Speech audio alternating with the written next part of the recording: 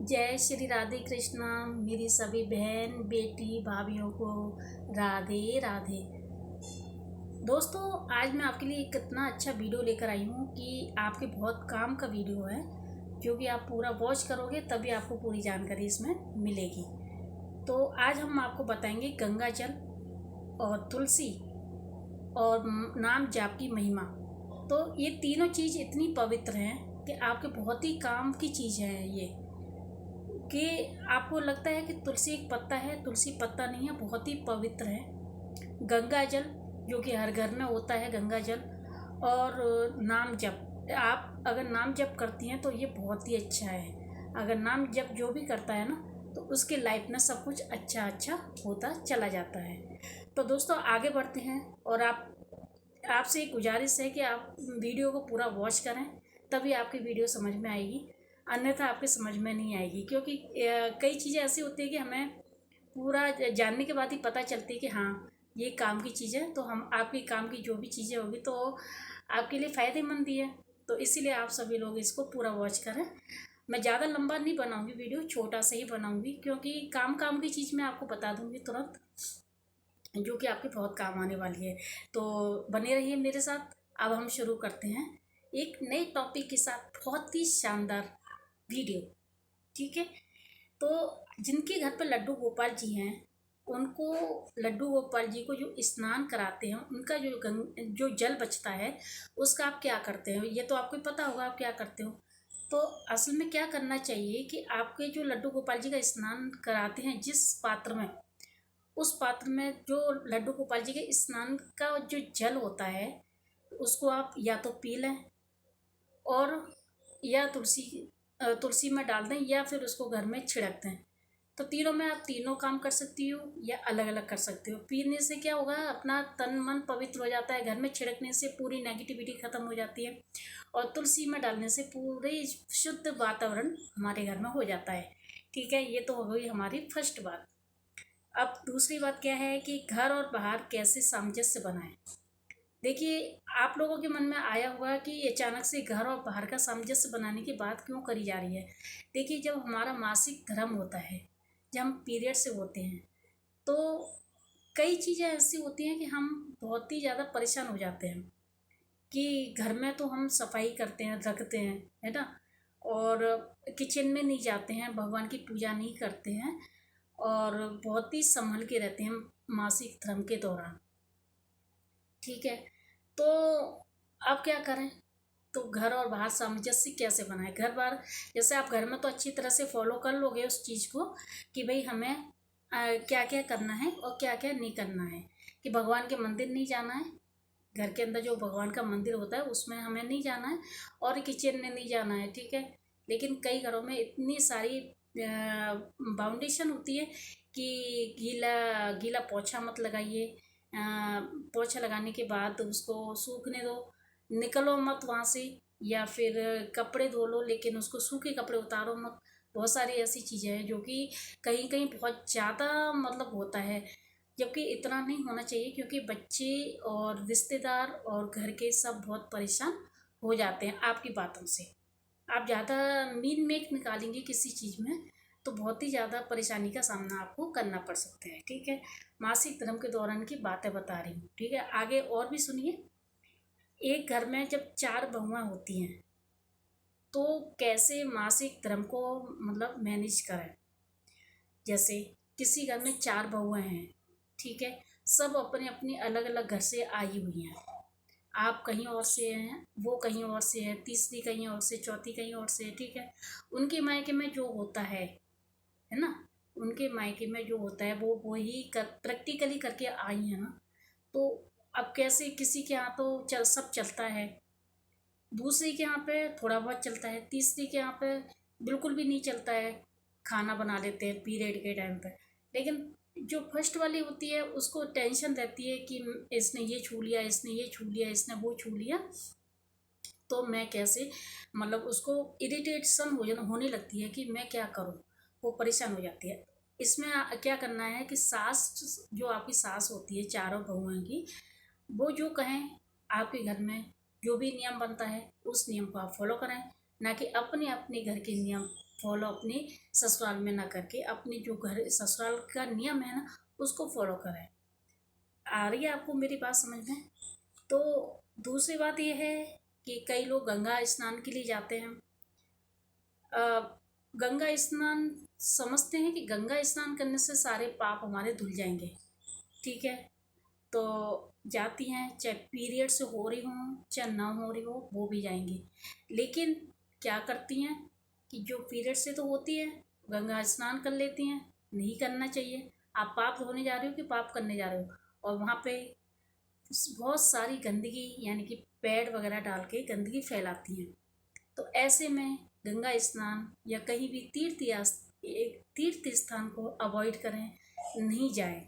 इससे अच्छा तो आप अपने घर पर ही रहें और सेफ रहें, सुरक्षित रहें। क्योंकि आप वहाँ जाके गंदगी फैलाती हैं। गंगा स्नान में आप गंगा स्नान कितना पवित्र है, गंगा जल कितना पवित्र होता है, आप उसमें पीरियड के समय स्नान कर रही है तो ये तो बहुत ही गलत बात है। मैंने अभी महाकुंभ का मेला लगा हुआ था उसमें काफ़ी महिलाएं बहुत ही ज़्यादा मतलब तादाद में गई हुई थी। तो उसमें कितनी औरतें पीरियड से हुई थी, सिर्फ पाप धोने की वजह से गई थी कि कई सालों बाद ये महाकुंभ लगा है, हमें मौका मिलेगा या नहीं मिलेगा। लेकिन जिन्होंने ये गलती करी है तो देखो पाप के भागीदार तो आप लोग भी बनोगे। ऐसा नहीं है कि आपने गलती करी है ना कि पीरियड के समय वो भी तो एक पवित्र स्थान है जहाँ गंगा जी पे जाते हैं, वहाँ पे आप पैर छोड़ रहे हो, गंदी गंदी गंदे मतलब उसको छोड़ते हो, वहाँ पे गंदगी फैलाते हो। सफाई तो रखनी चाहिए ना। अच्छा, कई लोग मासिक धर्म से होती हैं तो स्विमिंग पूल में स्नान करती हैं महिलाएं। तो ऐसे में उनको स्नान नहीं करना चाहिए क्योंकि पानी में इन्फेक्शन हो जाता है, गंदगी हो जाती है। तो स्विमिंग पूल का मतलब ये नहीं कि आप किसी भी अवस्था में रहो और वहाँ पे नहाने चली जाओ, है ना। स्विमिंग पूल में एंजॉय के लिए आप बाद में भी जा सकती हैं या उससे पहले जा सकते हैं, लेकिन पीरियड के समय आप स्विमिंग पूल में नहीं जाए तो ये अच्छा है। ठीक है।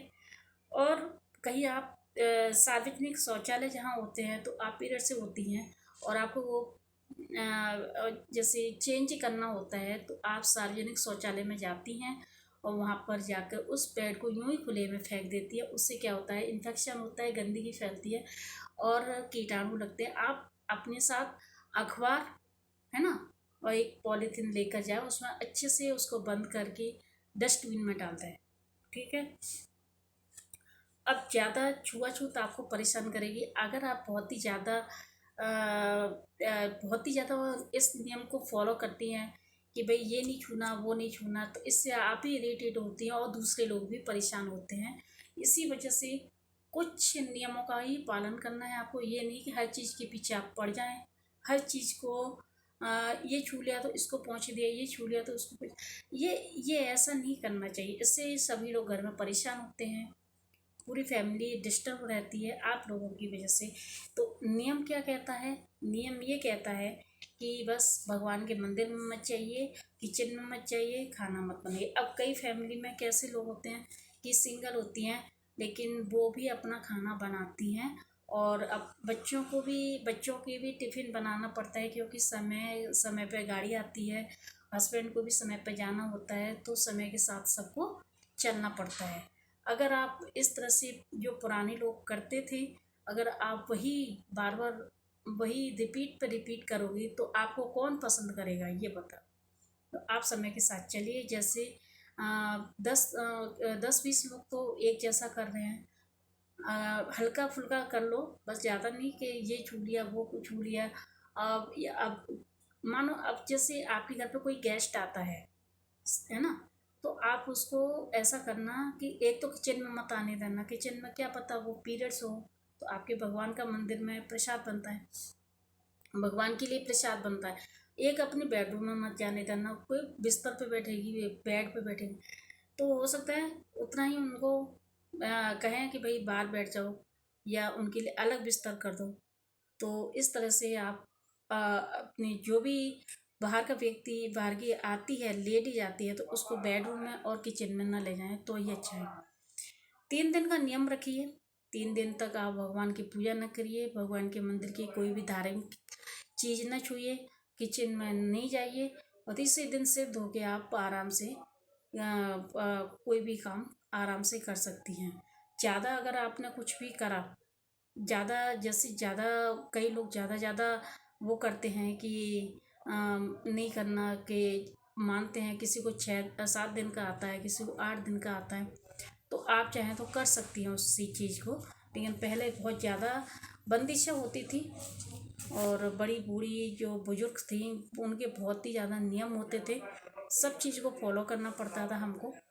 तो मेरा कहना ये है कि अगर आप कहीं भी सामूहिक भोजन में जा रही हैं, तो आपको लग रहा है कि किसी के साथ मतलब सब लोग एक साथ बैठ के खाना खा रहे हैं, आपको लग रहा है क्या पता वो पीरियड्स हो, वो क्या, आपको तो वो नहीं पता, लेकिन आप घर आके तुलसी के पत्ते खा सकती हैं। ठीक है, तो आपका अंतर्मन शुद्ध हो जाएगा। दूसरी बात, अगर आपको लगता है मैं इतनी सारी औरतों के बीच में बैठ कर आई हूँ तो मुझे क्या करना है, तो उसके लिए आप घर पर आइए, गंगा जल छिड़किए और कपड़े चेंज कर लीजिए। सफ़र के दौरान जब आप घर पर आते हैं तो कपड़े चेंज करें, स्नान करें, तब घर के कपड़े पहने, फ्रेश हो जाएं। ठीक है। और एक और थी, ये मंत्र, नाम जप। नाम जप का मतलब होता है कि आपके अंदर नाम जप चलता रहना चाहिए। नाम जप से आपका आंतरिक पवित्रता आती है। आपके अंदर पवित्रता नाम जप से ही आएगी। आप कहीं भी जाइए, कहीं भी खाना खाइए, कहीं भी उठिए बैठिए, तो आपके पास नाम जप चल रहा है तो कोई टेंशन वाली बात नहीं है। और तुलसी के पत्ता खाइए और गंगा जल अपने घर में छिड़किए। कोई भी आता है तो उसके लिए हमें क्या करना है कि बस हमें 2-3 चीज़ों का ही फॉलो करना होगा। कि एक तो गंगा जल छिड़कना है, घर में कोई भी आता है तो क्या पता किस कंडीशन में आया है। दूसरी बात, अगर आपने कहीं भी खाना वाना जैसे खाया है, किसी के हाथ का लग रहा है आपको कि हाँ किसी ने मतलब पता नहीं किस भाव से बनाया है, किस कंडीशन में बनाया है, तो आप उस तुलसी के पत्ते खा करके अपना शुद्धिकरण कर लीजिए। ठीक है, ये 3 चीज़ें मैंने आपको बता दी है। गंगा जल छिड़क लीजिए, तुलसी के पत्ते खा लीजिए और नाम जप का सहारा लीजिए। नाम जप हर एक को करते रहना चाहिए। तो आपको मेरा वीडियो कैसा लगा, प्लीज़ मुझे लाइक करें, सब्सक्राइब करें, कमेंट करके मुझे ज़रूर बताइए कि आपके काम की चीज़ है कि नहीं।